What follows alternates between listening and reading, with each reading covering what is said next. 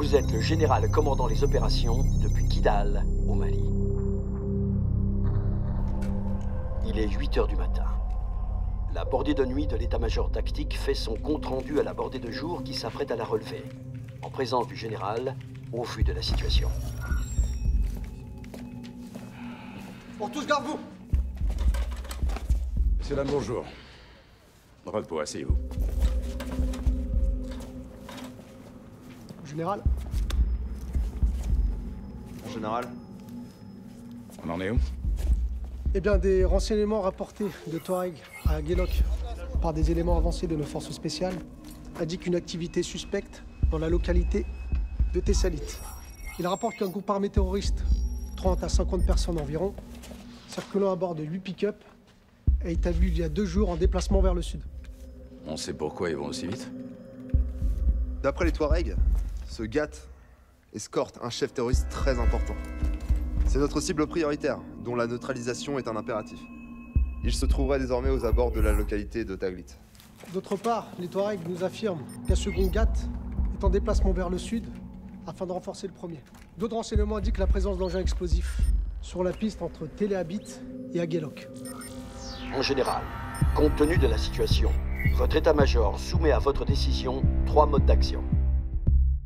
A. De monter une manœuvre aérienne de recherche de renseignement et de frappe sur des objectifs d'opportunité, avec des avions de chasse basés à N'Djamena, équipés de caméras de reconnaissance et de bombes guidées laser, sans engager vos moyens terrestres qui restent en réserve à Kidal.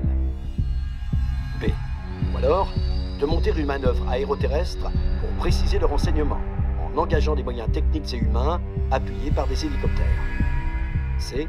De solliciter l'armée malienne, au travers de nos détachements d'assistance, pour monter une opération de ratissage, éventuellement en coopération avec nos forces conventionnelles.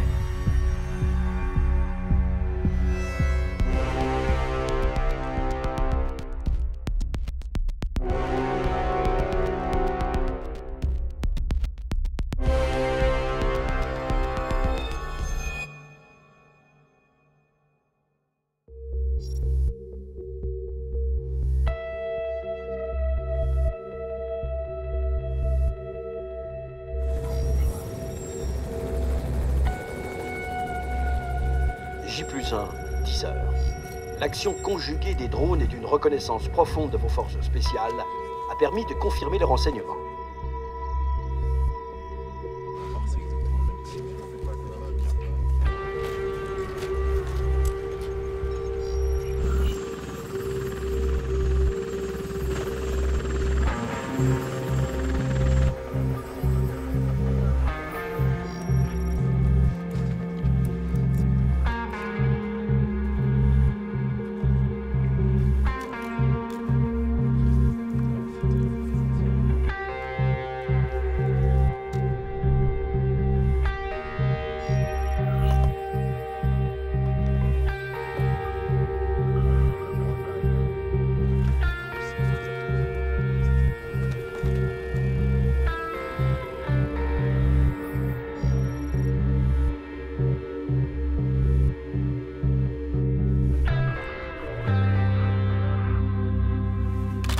Attention s'il vous plaît.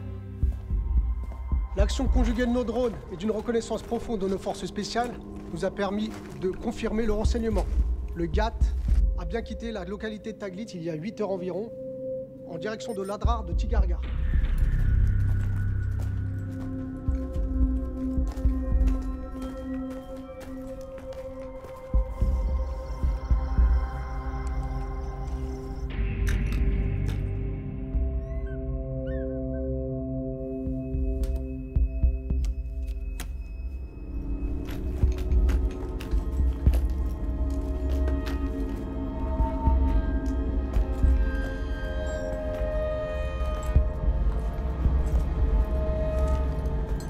Nous devons le neutraliser au plus vite avant qu'il ne nous échappe.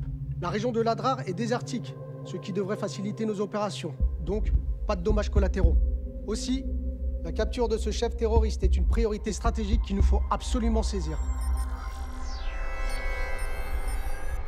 En général, compte tenu de ces renseignements complémentaires, que décidez-vous?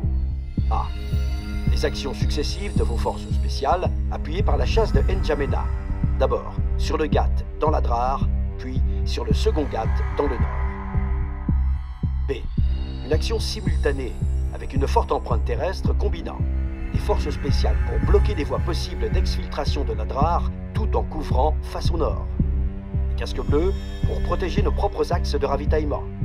Des forces conventionnelles avec hélicoptères, canons César et drones pour attaquer le GAT dans l'Adrar en y joignant éventuellement le renfort de forces africaines.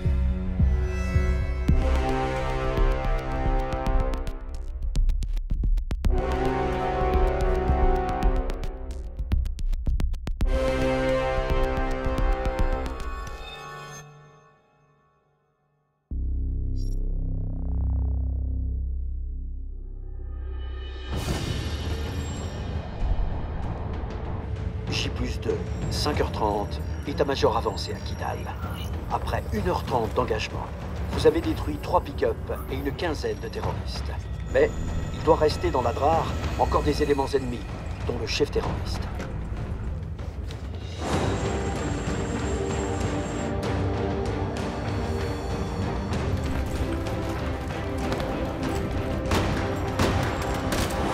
Général, après 1h30 d'engagement, nous avons détruit 3 véhicules tout-terrain et abattu une quinzaine de terroristes. Il doit donc rester dans l'Adrar encore des ennemis dans notre cible prioritaire qui sont cachés, peut-être enterrés ou en train de s'exfiltrer vers le nord.